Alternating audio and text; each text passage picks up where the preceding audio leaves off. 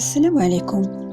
Un verre à moitié rempli peut être vu selon notre état d'esprit, soit à moitié vide, soit à moitié plein. Si vous le voyez à moitié vide, c'est-à-dire les difficultés et les choses négatives, il y a de fortes chances pour que les jours qui viennent soient pénibles.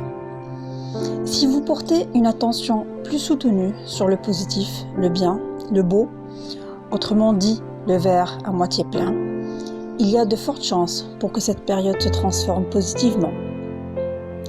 Tout en restant réaliste, bien sûr, il est de notre pouvoir personnel de préférer regarder plutôt le verre à moitié plein, d'éprouver la gratitude envers Dieu pour ce que nous avons déjà. Et même si on traverse une période difficile, cette période peut nous révéler de nouvelles opportunités à saisir et nous permettra d'acquérir de nouvelles expériences. Oui, quelques inconvénients peuvent parfois nous cacher bien des avantages.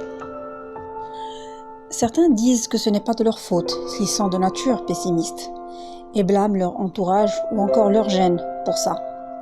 Cet argument non valide sous-estime la dignité et les capacités d'apprentissage dont Dieu nous a dotés. D'autres ont toujours une mine attristée et voient le mal partout et sont toujours de mauvaise foi.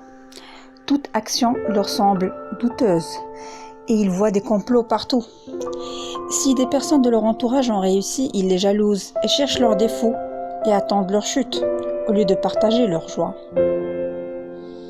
Si on veut plus dans la vie, il faut avoir la foi, croire en Dieu et travailler nuit et jour pour arriver à ses fins et implorer le Tout-Puissant et ne pas réussir en écrasant les autres.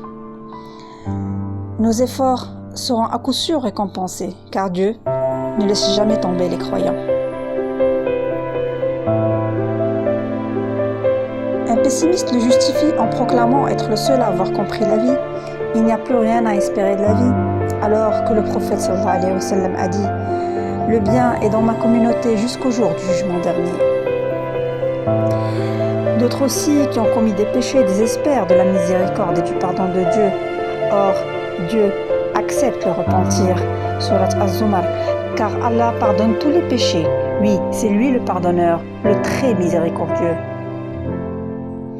Surat Al-Imran, ne vous laissez pas battre, ne vous affligez pas alors que vous êtes les supérieurs, si vous êtes de vrais croyants.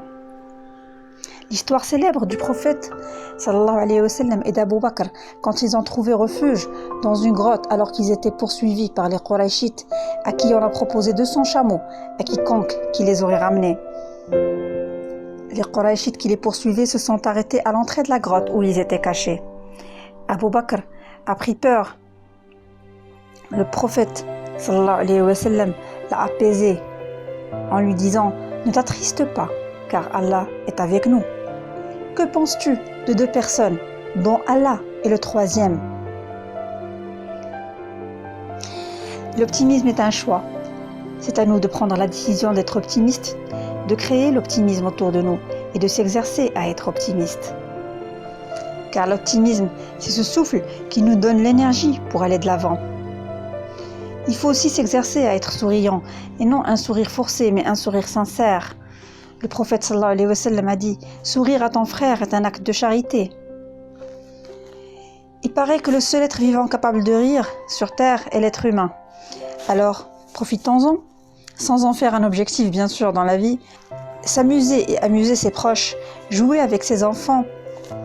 Le bon croyant répand la gaieté autour de lui. Restons positifs et à vendredi prochain, Inch'Allah.